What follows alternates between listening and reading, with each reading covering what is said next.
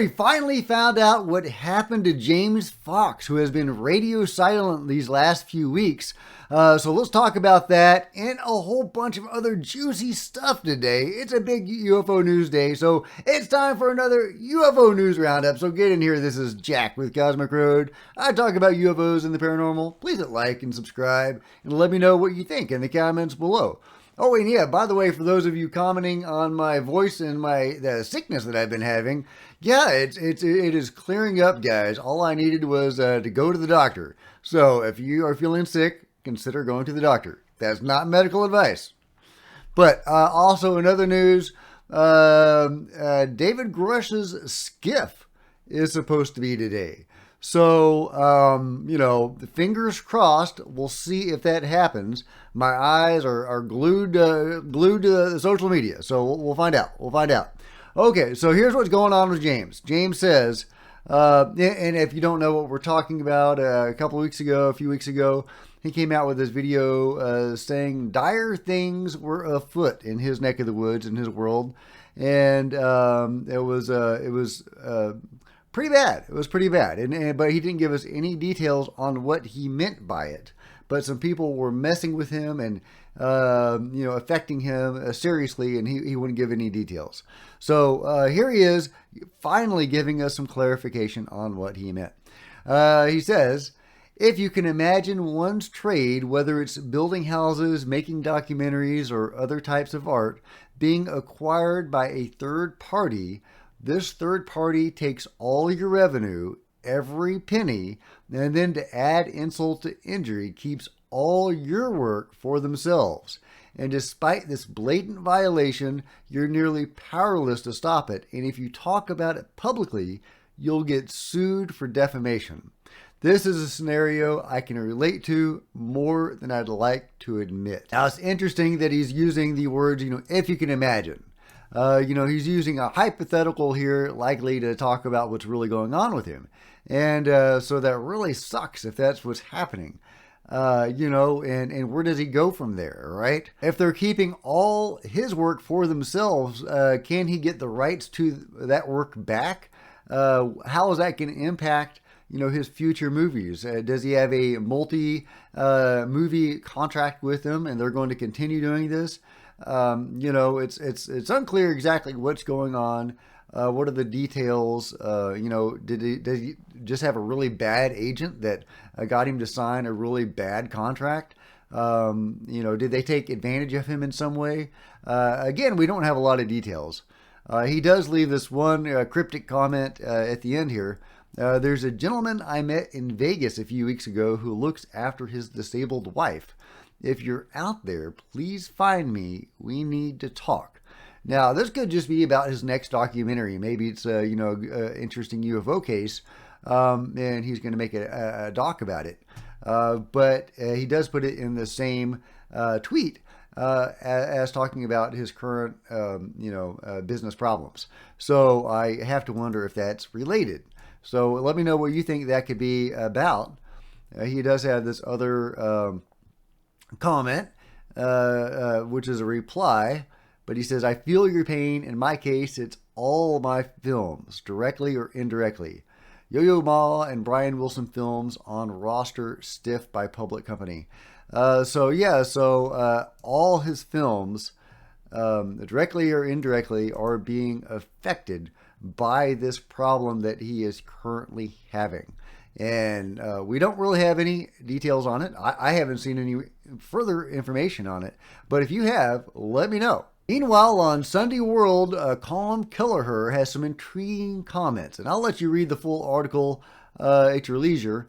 But he says, a vast array of our most sophisticated sensors, including space-based platforms, have been utilized by different agencies, typically in triplicate, to observe and accurately identify the out-of-this-world nature, performance, and design of these anomalous machines, which are then determined not to be of earthly origin. Ooh. Tell us more, Colm. Tell us more. I love Colm. He is such an intriguing figure in all of what's going on right now, and an important part of it. Without Calm, we probably wouldn't be having this era of UFO disclosure that we're experiencing. He is part of that chain of very important figures like Lou Elizondo and the various others who have led to our present hopefully momentous era. Another interesting figure in all of this, of course, is Danny Sheehan, who has been making the rounds, making some very interesting comments. Sheehan is actively giving interviews where he reveals some of the UFO information that would come as shocking to the people who are not aware of what is happening with the UFO subject. In the recent episode of the UFO podcast, Sheehan said 40 witnesses have come forward with compelling evidence supporting the existence of UFO crafts. These witnesses, he claims, are aware not only of the existence of such crafts, but also of the aerospace industry's involvement in reverse engineering them for weapon development purposes. Sheehan stressed the gravity of the situation, labeling it as an extraordinarily serious problem. The proposed bill, as described by Sheehan, seeks to establish an international treaty that prohibits any country from using UFO technology to gain a military advantage. The overarching goal is to prevent the development of weapon systems based on UFO technology. Despite widespread bipartisan support, Sheehan revealed obstacles encountered during the legislative process. Now, I just wanted to touch on that really quickly. If the Schumer Rounds Amendment is or was going to establish some sort of international treaty in a ban on using UFO technology for weapons and tactical advantage, I mean, that could be a deal killer, right? I mean, that could be why there is a problem. Eminent domain, they don't want the government taking their stuff or getting their hands on their technology. And you can make a legitimate case for it and a less legitimate case for that. But also, an international treaty and a ban on this stuff. Can you imagine the government not weaponizing this technology? Of course they're going to weaponize this technology. And he goes on to talk about radiance technologies where Travis Taylor and Jay Stratton work, and how they may have reversed engineered some of this propulsion technology, this UFO technology, to create nuclear missiles, if I can say that word. I don't think I did. I don't think I got that one. I'm a Texan. I get as close as I can.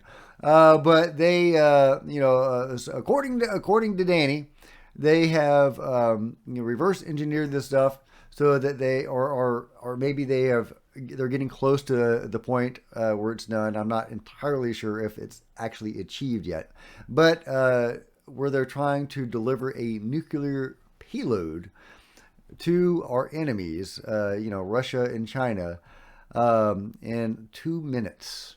With this new propulsion technology reverse engineered from UFOs. Now, I don't really believe that's possible. I don't believe that we have reverse engineered their propulsion technology. Now, maybe we have reverse engineered or been inspired by some of this, UFO technology, and it has, sparked our own development in various ways. See Colonel Corso and the claims there. But have we actually cracked the code of their propulsion? I don't think so. I really, really don't think so. Maybe it did, lead to some development, right? And inspired some development. Maybe. But, a nuclear payload delivered to Russia or China in 2 minutes, that's big. That's big. But yeah, so he goes on. The individual head of the Intelligence Committee on the House side, the Republican head Mike Turner, intervened. That's one of the obstacles, right, that we just talked about. He comes from the 2nd Congressional District in Ohio, where the Wright-Patterson Air Force Base is located. He noted that Turner's ties to the area, home to the Wright-Patterson Air Force Base, may have influenced his stance on UFO disclosure. Yeah, a little bit, right? Sheehan next pointed to Michael Rogers from the 2nd Congressional District in Alabama, a head of the Armed Services Committee, linking his involvement to the Redstone Missile Base. Allegedly, this base is a key location where efforts are underway to utilize UFO technology for the development of more effective missiles, including nuclear missiles. We get a few more details right here from this interview with Nick Gold. Question: what is going on in the UAPDA negotiations? No one in House or Senate tried to change the 64 pages of the original language before it had to go to conference committee. And once it got to conference committee, Chairman Turner pushed back on the UAPDA. Sheehan makes the connection with Chairman with Radiance Technologies, who he alleges has successfully reverse engineered the propulsion system. The implication is that they are pushing Turner to push back on the disclosure amendment because of the eminent domain clause, and he was the first one to push back. They are also taking issue with the subpoena power from the board. The idea is these two are the two enforcement mechanisms for the bill. Turner then got support of Chairman Mike Rogers. His district of Huntsville, Alabama, were the headquarters of Radiance Technologies, who is working on applying the UFO tech to the U.S. nuclear arsenal program. And it will go from U.S. to Russia or China in 2 minutes with a nuclear payload. Sheehan continues to explain that these groups working on these programs are not reporting to the president and the Secretary of the State. Now, that's hard to believe. I mean, I of course, the UFO control group is not reporting to the president, but why would they be developing nuclear weapons without consulting with the president? I do have a hard time wrapping my head around that one. So, they call him Loose Lips Sheehan, and not everything he says is necessarily on the money, but that is very intriguing. So let me know what you think about that in the comments below. Danny Sheehan also goes on to talk about the Vatican and how they're involved in all of that. And of course they are. Of course they know a whole lot going back many, many years. How could they not? And I've reported on that numerous times as well. So that's a really fascinating thing. I don't want to read the whole article to you, but I will, let you read it at your leisure. I'll link to it below and you can check it out.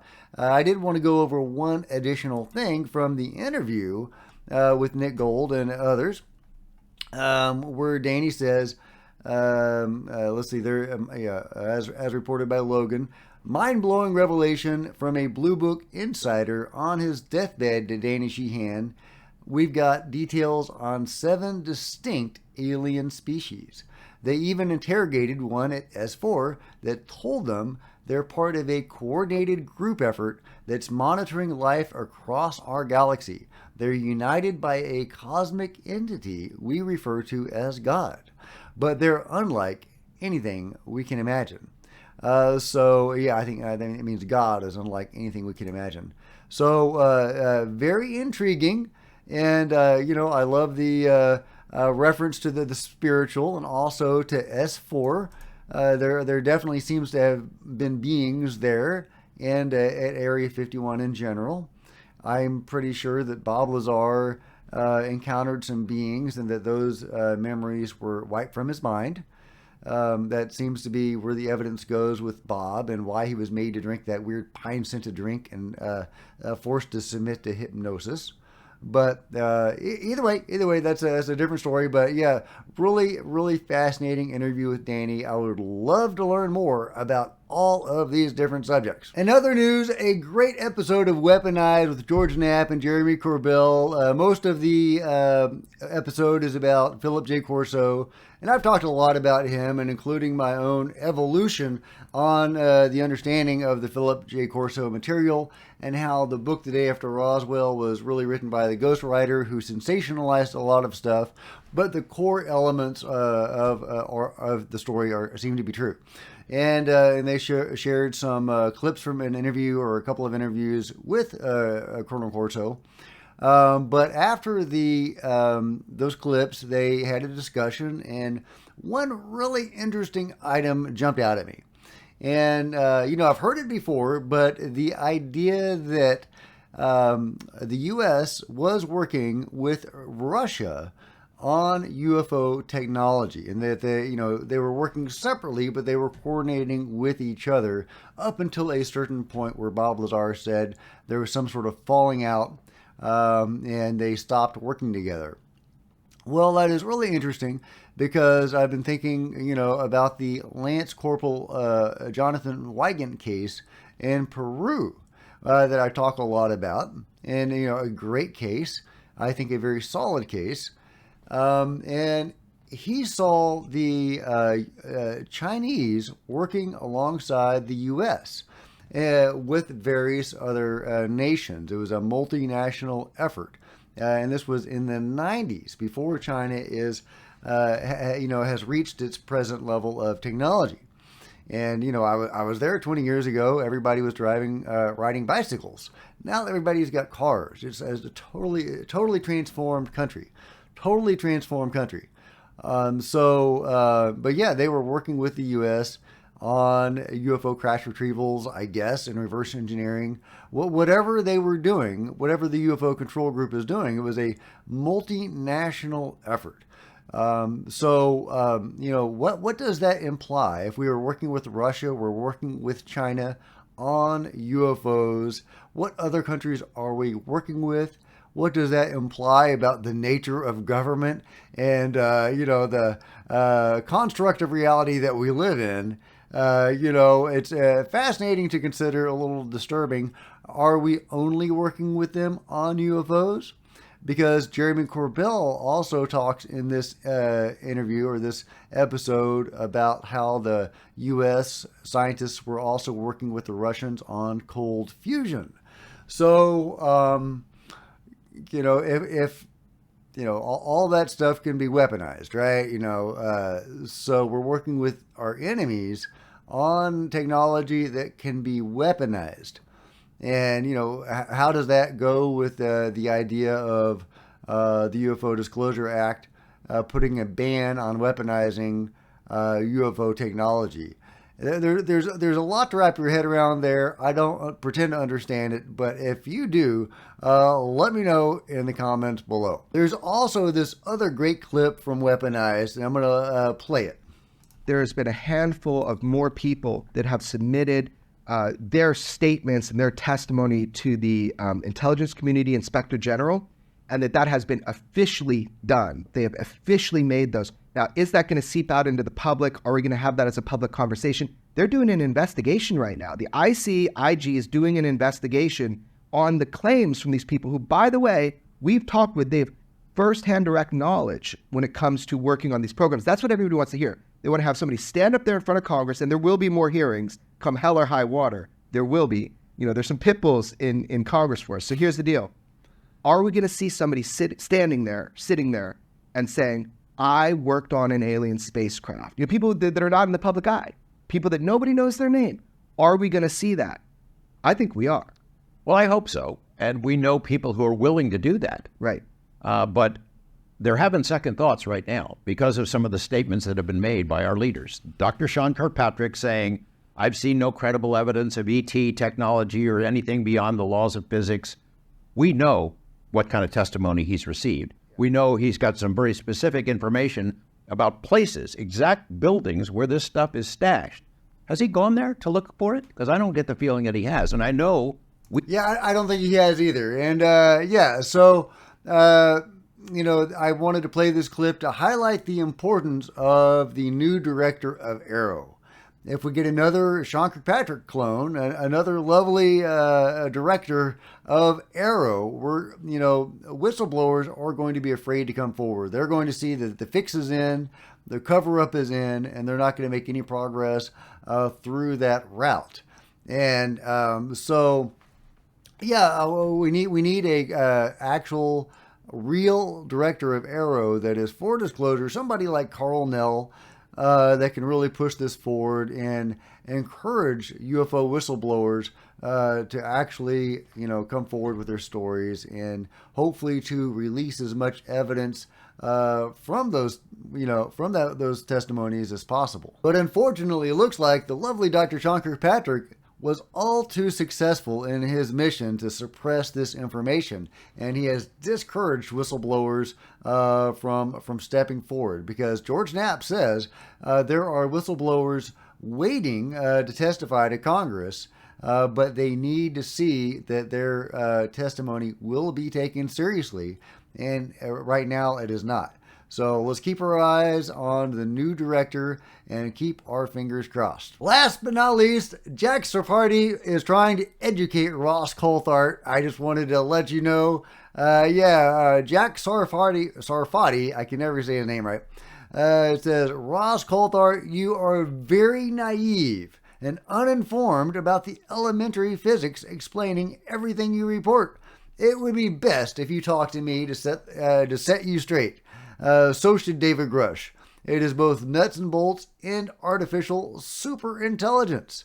And he gives a link to this article right here.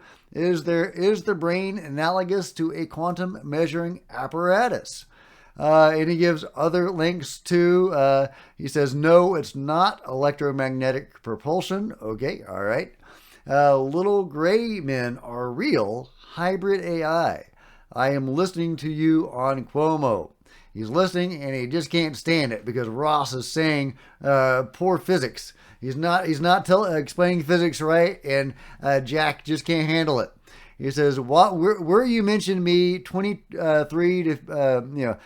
minutes in, Joe Biden is not capable of helping here. Okay, he gets a political there. He goes on and he starts to get political, but yeah, you get the point that Jack Sarfati is not happy with the way Ross Coulthart or even David Grush explains physics, and he is trying to educate them, and I thought that was hilarious. And hey, who knows? He might have a point. So let me know what you think about that and all the other news stories today in the comments below. And if you've enjoyed this video, please give me a big thumbs up. I sure would appreciate it. Smash the subscribe button and the bell to be notified of future videos. You don't want to miss a thing. Join me on social media, Facebook and Twitter, links below. Love to see you guys there. If you wanted to support Cosmic Road in an even bigger way, please consider grabbing a coffee mug or a t-shirt in the merch store below, or by becoming a channel member.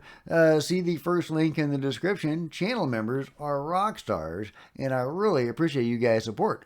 Thank you so much. Also, I'm doing a new feature where I'm making some videos available to channel members hours earlier than everybody else. So hopefully that will be a good inducement for channel members and a good reward for you supporting the channel, because I do appreciate it. Meanwhile, there's plenty of other videos to check out on the channel, and I'll see you guys next time. This is Jack with Cosmic Road, signing out.